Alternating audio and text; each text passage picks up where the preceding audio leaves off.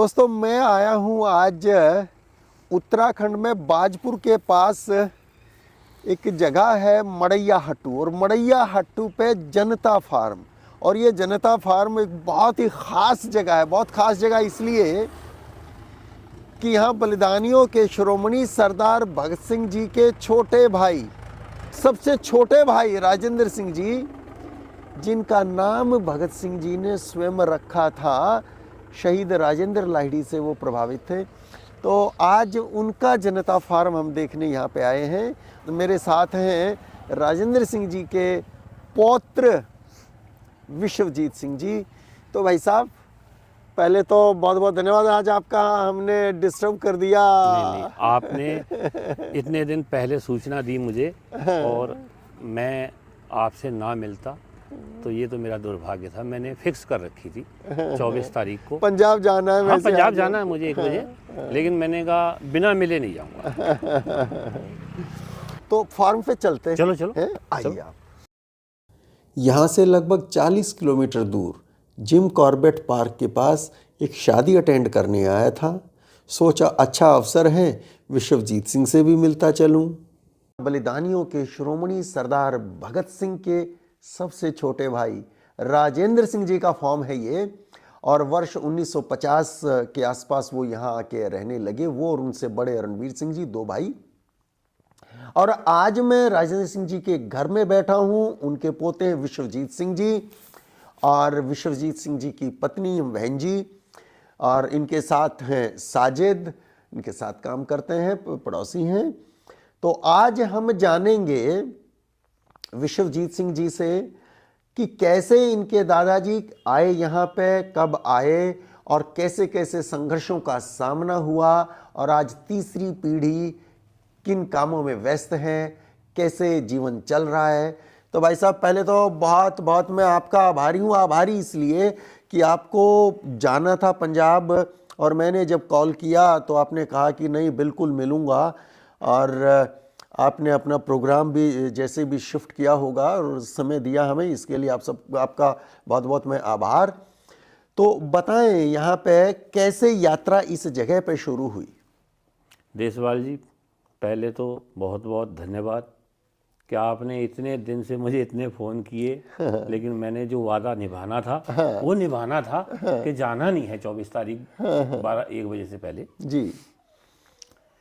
सन 50-51 के मध्य की बात है। हाँ।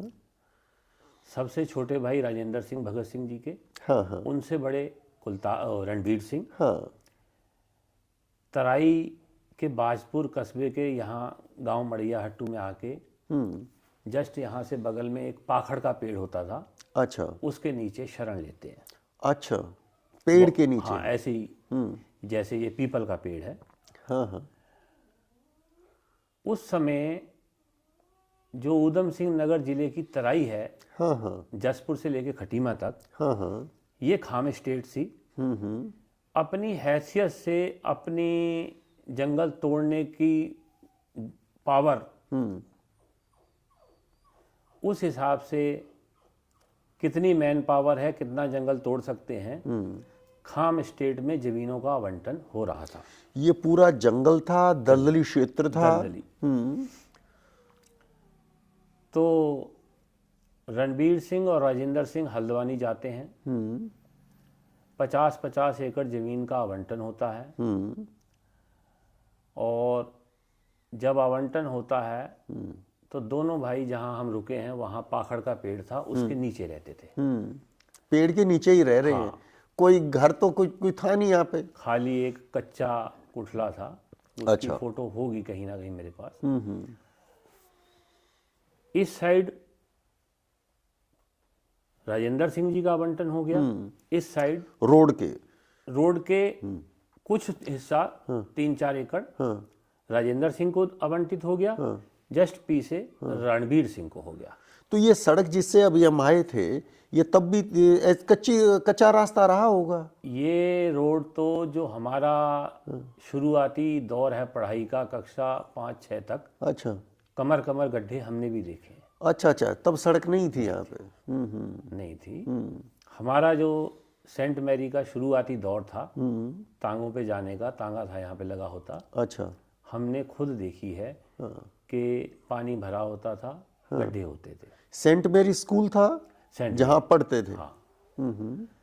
तो उसके बाद दादाजी शासन प्रशासन को लिखते रहते थे कि भाई रोड बनाओ। दुर्भाग्य ये हुआ क्योंकि जनसंघ से जुड़े हुए थे।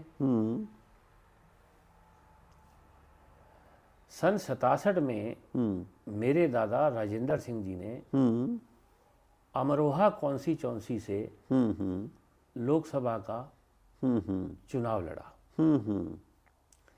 जाटलैंड एरिया है वो, चारों तरफ एक ही लहर चल गई, खून अभी जिंदा है। जाट समुदाय एक तरह राजेंद्र सिंह के समर्थन में टूट पड़ा। अच्छा।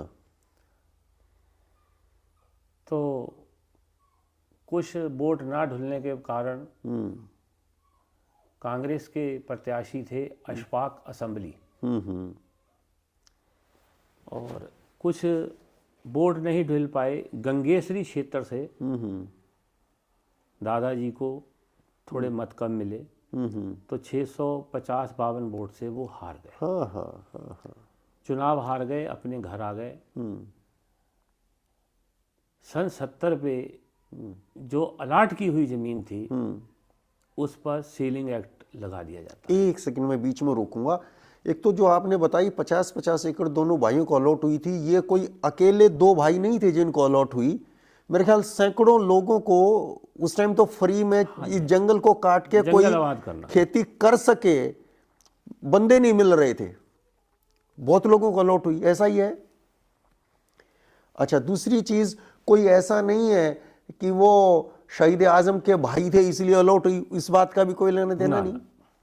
एक बात और बीच में कि जब पश्चिमी पंजाब से आए थे तो वहाँ बंगा गांव में भी जमीन थी, और खासरिया में पिताजी भगत सिंह जी के पिताजी, आपके दादाजी के पिताजी सरदार किशन सिंह जी ने वहाँ भी खरीदी थी परदादा ने। तो उनके बदले यहाँ नहीं अलॉट हुआ कुछ। ये तो तराई में जंगल को काट के बहुत लोगों को गवर्नमेंट ने कोशिश की बचाने की, वो था। जी भाई साहब बताएं आगे। तो अपनी हैसियत से कितनी मैन पावर राजेंद्र सिंह जी क्षमता रखते हैं, जमीनों को, सरकंडे और जंगल था, जोंक की भरमार थी। 50 एकड़ राजेंद्र सिंह बोले मैं तोड़ूंगा जंगल, 50 एकड़ रणबीर सिंह बोले मैं तोड़ूंगा, जितनी लेबर है पंजाब से व्यवस्था करेंगे। तो सरकार द्वारा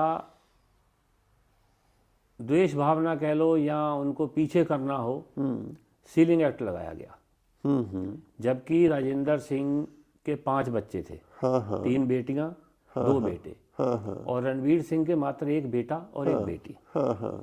और ऐसे नहीं है कि वो जमीन किसी विशेष सम्मान में मिली हो, वो तो एक गवर्नमेंट का पॉलिसी थी कि तराई को पश्चिमी पाकिस्तान से आए हुए सिख समुदाय के लोगों द्वारा बुलाकर आबाद किया जाए।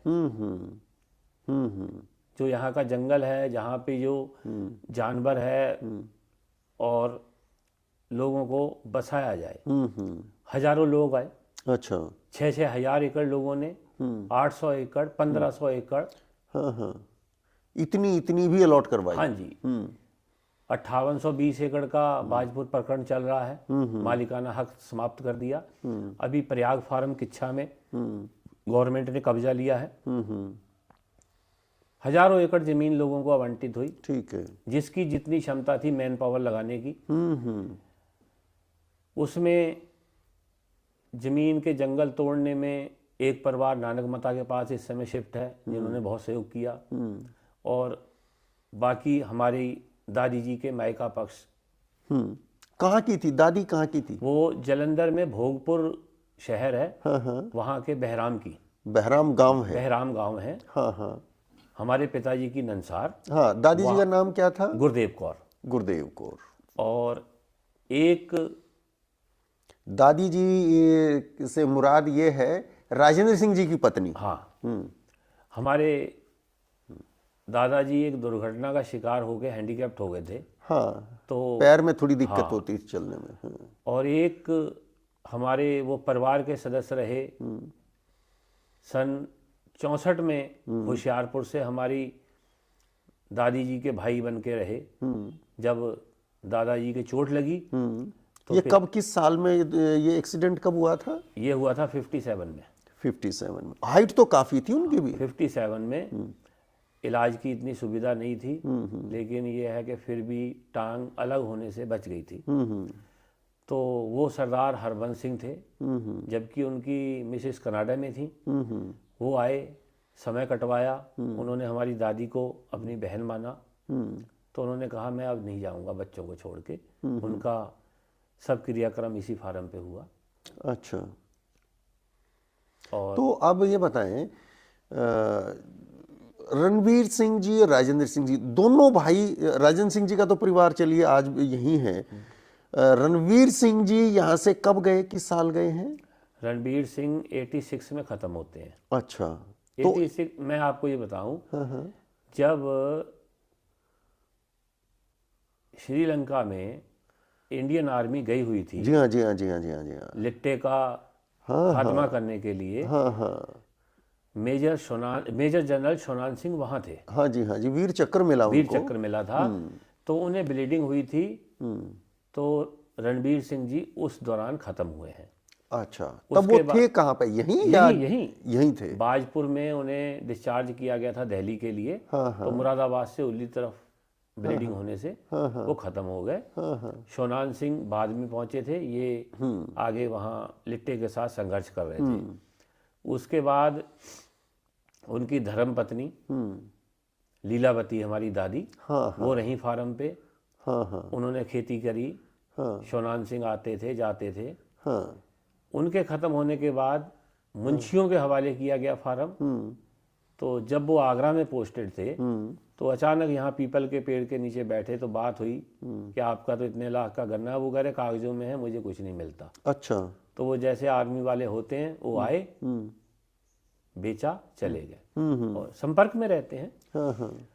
और यहाँ पीपल के पेड़ के नीचे घर बनाने का मकसद ये था, दादाजी ने बताया, कि एक तो बिजली नहीं होती थी, पीने के पानी की कोई व्यवस्था नहीं होती थी, जानवर बेहिसाब होता था। अच्छा, कि एक हमें छाया मिलती रहे, पीने के लिए नदी का पानी मिलता रहे, जानवरों की आवाज़ से, जानवरों की लोकेशन से ऊंचे में बैठे हैं हमें पता चलता रहे। क्योंकि रात को आग लगाकर सोते थे, बिना आग जलाए नहीं सो सकते थे। तो जंगल टूटने लगे, मक्का की खेती होती थी, नीलगाय, हिरन, जानवर बहुत होता था। काफ़ी लोगों को हमारे दादाजी का एक्सीडेंट होने के बाद हमारे पिताजी के नंसार से काफ़ी लोग आए आबाद करवाने के लिए, जो यहाँ 20-20 साल भी रहे। अब इसे दुर्भाग्य कहिए, यहाँ इस परिवार में राजनीतिक इनके खून में बसी है।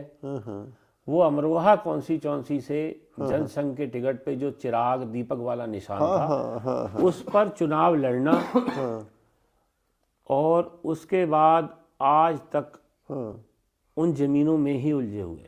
तो हम ऐसा सोच सकते हैं कि जनसंघ के टिकट पर दादाजी ने चुनाव लड़ लिया, तो वो लैंड सीलिंग एक्ट की मार क्या उसकी वजह से? उसकी है जी। अच्छा, तो रणवीर सिंह पे क्यों नहीं लगी?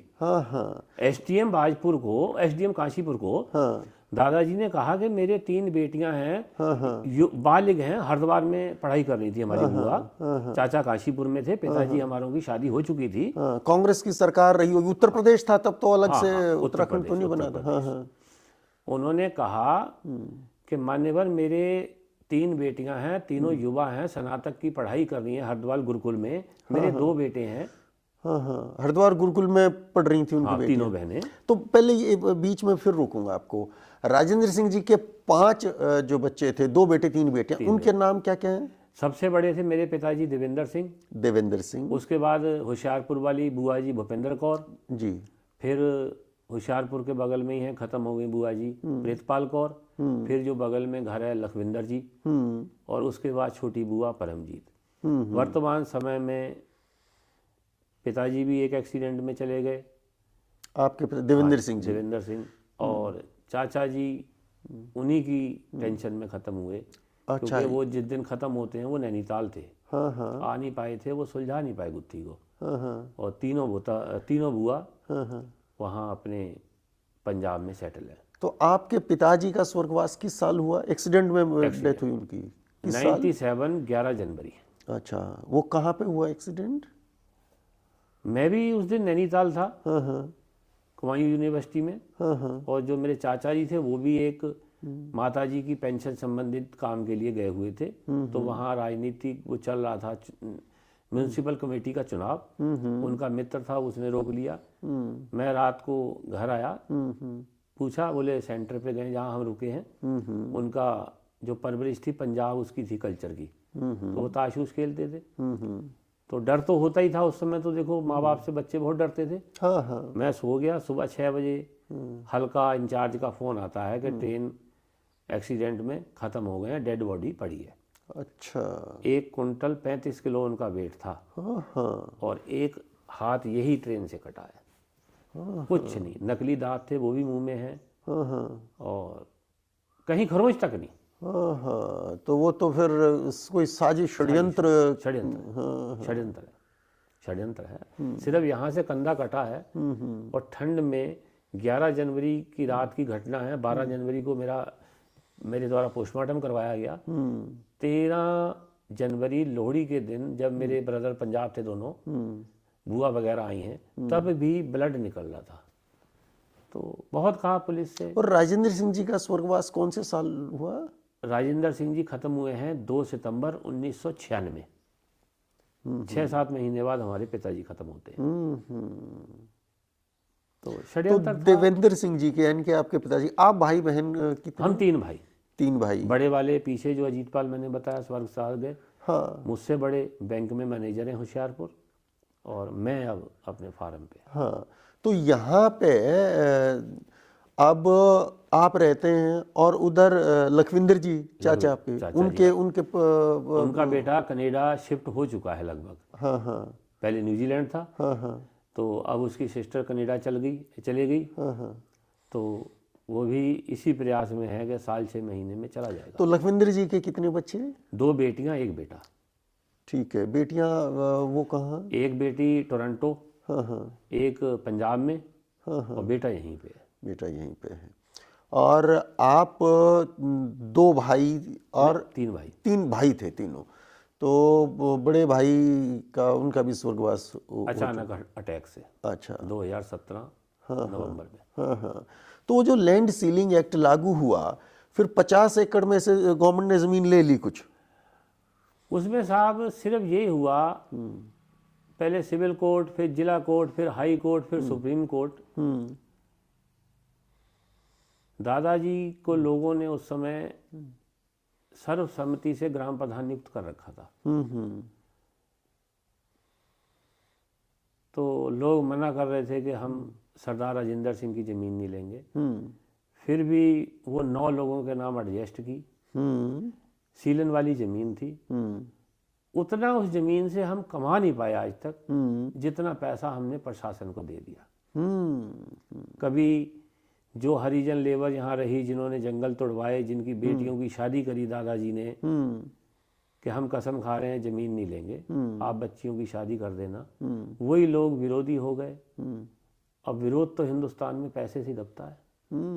ठीक बात है। बिना पैसे के तो विरोध दबेगा नहीं। फिर वो 6 एकड़ पैसा दिया हमारे नाम, और ज़मीन उपजाऊ नहीं थी। भाई जितना तहसील एसडीएम डिमांड कर रहा है हर साल 6 महीने में पट्टों की जानकारी, उतनी उससे एक फसली ज़मीन थी वो। एक धान हो गया। बाद में लोगों के पशु चुगते थे। तो उस ज़मीन को बचाने के लिए और अतिरिक्त ज़मीन बेचनी पड़ी। एसडीएम की डिमांड ही इतनी है कि भाई मौके पे आदमी नहीं है, ज़मीन जोत रहे हैं। तो 92 में जहाँ हम रुके हैं, वो 1,52,000 रुपये में बेच के at a time SDM Kashipur को पैसा दिया। हाँ हाँ। तो वो तो पैसा ये सरकारी या रिश्वत? रिश्वत पैसा रिश्वत, रसीद नहीं। 92 का मेरे पास प्रूफ है। मात्र 1,52,000 में उसको बेचा। एसडीएम का दबाव इतना था कि मैं पट्टे खारिज कर दूंगा। वो लोग जो इनके नाम पट्टे करवाए थे वो बहजोई, मुरादाबाद, संभल के थे, वो चले गए थे। फिर रिक्वेस्ट की, बीच में दलालों को डाला, तो पैसा देके वो 6 एकड़ हमारे नाम पे एडजस्ट हुई। उसके बाद भी किसी ने चुपके से लोन निकाल लिया। बैंक हमें कह रहा है कि जो तो आप रहे हो अदा करो, किसी का फिर कर्जा अदा करो। तो ये देखिए, जिस खानदान ने इस देश को आज़ाद कराने के लिए 3 पीढ़ियां, वैसे तो उससे भी ज़्यादा, सरदार फतेह सिंह जी के ज़माने से अंग्रेज़ों के विरुद्ध लड़ रहे थे, पर बाद की भी बात करें तो सरदार अर्जुन सिंह जी, उनके तीनों लाल किशन सिंह जी, अजीत सिंह जी, स्वर्ण सिंह जी, और फिर भगत सिंह जी और भगत सिंह जी के छोटे भाई कुलबीर सिंह जी, कुलतार सिंह जी, सालों उन्होंने जेल में उस खानदान ने, जिसने इतनी कुर्बानियां इस देश के लिए दी थी, आज़ाद भारत ने उस परिवार के साथ, उस खानदान के साथ कितना बढ़िया सलूक किया कि तराई में जो ज़मीन अलॉट हुई और अनेकों लोगों को जो अलॉट की थी जंगल काट के, उसमें कितने सालों अपना पसीना बहा के उसको इस लायक किया कि वहाँ खेती हो सके, और फिर लैंड सीलिंग एक्ट लगा दिया। और विश्वजीत सिंह जी की बात को अगर हम विश्वास करें तो जनसंघ के टिकट पे चुनाव लड़ा, तो इस खुंदक में, वो लैंड सीलिंग एक्ट में, उनके हालांकि 5 बच्चे थे, फिर वो ज़मीन छीनने लगे, और इतने पापी, दुष्ट, भ्रष्ट अधिकारी कि रिश्वत लेके उस खानदान से रिश्वत ले रहे हैं, और तब वो 6 एकड़ ज़मीन बचाई जा सकी। ये इस परिवार ने सहा। और एक बात भाई साहब, एक दुर्भाग्य बताऊं मैं आपको। हाँ हाँ, जिस समय सीलिंग एक्ट लगा है, हाँ हाँ, सरदार कुलतार सिंह जी सहारनपुर वाले, हाँ हाँ, कृषि राज्य मंत्री हैं उत्तर प्रदेश सरकार में, तब नहीं सुनी गई। तब नहीं सुनी गई। कुलतार सिंह जी कृषि राज्य मंत्री थे। भाई सीलिंग लगी, हमें हमारे दादाजी ने बहुत कुछ सिखाया है। हाँ हाँ, हमने कहना दादाजी यार आज की नेतागिरी में ये चल रहा है, हाँ आपने क्यों नहीं कहा? हाँ, कह रहे बेटा मैं कहा नहीं, मैं कुलतार के पास गया था। हाँ हाँ, कह रहे लुधियाने वाली बहन आई हाँ हाँ, कि राजेंद्र के बच्चों का हक कट रहा है। हाँ हाँ, कह रहे बेटा नहीं सुनी गई। हाँ हाँ, ये 93-4 में हमें पता चला था, जब वो जमीन जा रही थी। एसडीएम काशीपुर कह रहा था कि यहाँ तो आदमी दिखाओ काबिज, हाँ। और नहीं तो पट्टे खारिज करूंगा। कुलतार सिंह जी मंत्री थे उस कुलतार समय, सिंह उनकी जी भी नहीं सुनी गई। कृषि राज्य मंत्री थे उत्तर प्रदेश सरकार में, हाँ हाँ, भाजपुर आए थे। तो ऐसे घटनाक्रम बैठे थे दादाजी के साथ। हाँ तो हमने बड़े वाले अजीत पाल जी ने बात उठाई। हाँ, बोले बाबूजी कहते थे हम, हाँ, बोले बाबूजी यहाँ तो एक आदमी जरा सा कोई पद ले ले ये कर लेता है, आपने उनसे क्यों नहीं कहा? बोले बेटा कहा नहीं, मैं वहाँ डेरा डाल के बैठ गया था। हाँ हाँ, लुधियाना वाले प्रोफेसर जुगमोहन सिंह हैं, हाँ हाँ, उनकी माता जी बीबी अमर कौर जी, बीबी अमर कौर जी आ गई कि भाई कुलतार कर भाई, राजेंद्र के बच्चों का हक कट रहा है। सरकार ने कहा था कुछ हो जाए, सीलिंग एक्ट 18 एकड़ पे लगना है। तो दुख होता है, बड़े एक भाई आदमी मंत्री थे। हाँ, विकलांग हो गया, 50 एकड़ जमीन खाम स्टेट में उसे अलाट हुई। क्या वो कोई स्पेशल अलाटमेंट था? गुलरबोज में 450 का सेप्टा फार्म है, प्रयाग फार्म है, बाजपुर में है, पट्टी में है, हजारों एकड़ के मैं आपको बता देता हूँ जो लीज पे हैं, जिनका तो टाइम था 99 वर्ष। हमारा तो कोई टाइम ही नहीं था, आजीवन अलाटमेंट था। वो तो 99 वर्षा लीज थी ना। जी जी जी जी, चलो लीज थी, 99 वर्षा खत्म हो गई, सरकार है। लेकिन हमारा तो अलाटमेंट खाम द्वारा, स्टेट द्वारा आजीवन किया गया था, भूमिधरी हक मिला था। वो तो एक षड्यंत्र था सरकार का कि इस आदमी को नेस्तनाबूद करना है। एक्सीडेंट में टांग कट गई, इलाज का साधन नहीं था, बरेली इलाज हुआ, टांग सीधी रहती थी, आपने देखा ही है। फिर भी हम बड़े सौभाग्यशाली हैं कि वो इतनी प्रॉपर्टी हमारे लिए छोड़ गए। तो अब कितनी ज़मीन है आपके पास? अब 23 एकड़ हमारे चाचा जी को आई थी, 23 हमको फादर को मिली थी। आगे हम तीनों भाइयों में बंटवारा हो गया, वो बेटा अलग है, अपने ठेके उके पे देता है, खेती नहीं करता। और भाई साहब के बेटे ने भी ठेके पे दे रखी है। अच्छा, अभी अब आ रहे थे रास्ते में, आपने दिखाया सड़क के दाएं ओर जो स्कूल है भगत सिंह जी के नाम पे, वो ज़मीन भी हमारे द्वारा दी, है ना, दादाजी ने दी। 2001 में अच्छा, BS से म्यान साहब थे यहाँ पे शिक्षा विभाग के, BS से बोले तो बेसिक शिक्षा अधिकारी। शिक्षा अधिकारी। गांव में सरकारी विद्यालय नहीं था। हमारे चाचा जो लखविंदर सिंह थे, हाँ हाँ, उनका हमारा चाचा भतीजे वाला भी बहुत था और फ्रेंडली भी बहुत था। अच्छा, तो वो बोले यार बच्चों यहाँ बनवाते हैं सरकारी स्कूल, कहाँ वोट डालने जाते हैं, हाँ हाँ, अपने घर में रहेंगे, फिर बच्चे भी पढ़ेंगे। हाँ हाँ, तो हमने कहा चाचा जी आप बड़े हो, बनवा लो, हम क्या कहेंगे। क्योंकि जमीन दान होनी थी दादी जी के हाथ से। आपके दादाजी और आपके पिताजी का स्वर्गवास हो चुका था। चाचा जी लखविंदर सिंह जी, दादी जी जिंदा थी। दादी ने वो दाननामा करना था, बोले भाई देखो तुम्हारा भी हक है। हमने कहा चाचा जी कोई बात नहीं है। तो यहाँ आया था सबसे पहले पूर्व माध्यमिक विद्यालय 8वीं तक। तो दादी जी ने कहा भाई मैं दान तो कर दूंगी, जितनी मर्जी ले लो, मगर नाम जो है सरदार साहब का होना चाहिए। हाँ हाँ, तो उसके बिल्डिंग बनने के बाद ही बच्चे हमने एकत्र किए ग्रामीण क्षेत्रों से भी, आओ पढ़ो। हाँ हाँ, तुरंत बाद फिर कक्षा 1 से 5 तक आ गया विद्यालय। हाँ हाँ, और 2004 में जब ख़त्म होती हैं अपनी गुरुदेव कौर, हाँ हाँ, राजेंद्र सिंह जी पत्नी मेरी दादी, हाँ जी, हाँ जी, संस्कार में माननीय तिवाड़ी जी आए थे, मुख्यमंत्री उत्तराखंड सरकार। अच्छा, उन्होंने घोषणा करी थी कि इस स्कूल को उच्चीकृत किया जाएगा। हाँ हाँ, नाम प्राथमिक विद्यालय का शहीद भगत सिंह होगा। 8वीं वाला जो है जूनियर वो गुरुदेव कौर जी के नाम पे होगा। ये जो 5 किलोमीटर रोड है ये हॉट मिक्स होगी। और भगत सिंह चौक जो बाजपुर का एक परिवार है, पासी फैमिली, उनको चुनाव लड़वाया था जब दादाजी ने, तो उन्होंने कहा था कि मुझे राजेंद्र तू बना, मैं इस चौक का नाम भगत सिंह चौक करूंगा। वहाँ पे मूर्ति 2004 में ये सब घोषणाएं हो गई। विद्यालय का नाम तो हमने परिवर्तित करवा लिया क्योंकि शिक्षा विभाग में हमारा संपर्क रहता है। उसके बाद 8 साल बाद यहाँ पे सीट रिजर्व हुई विधानसभा की। यशपाल आर्य जी आए।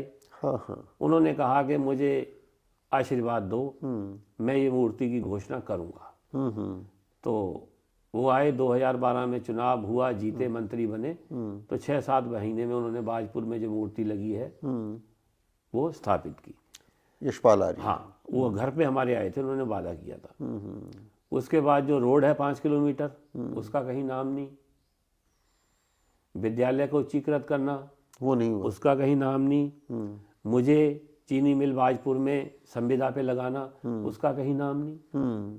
तो हाथ तो हमसे जोड़े नहीं जाते, हाथ नहीं जोड़ेंगे।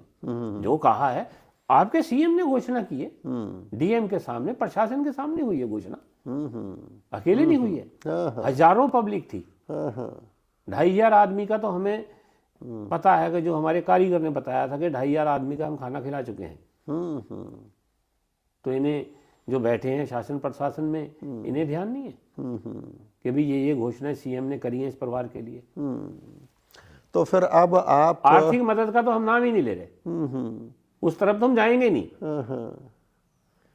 तो अब आपकी जो आजीविका है वो खेती है, किसानी है, खेती है। तो दोस्तों ये थी कहानी शहीद आजम सरदार भगत सिंह के सबसे छोटे भाई राजेंद्र सिंह की, उनके पोते विश्वजीत सिंह की जुबानी। आज़ाद भारत ने उनके साथ न्याय किया या अन्याय, यह निर्णय मैं आप पर छोड़ता हूँ। आज के लिए इतना ही।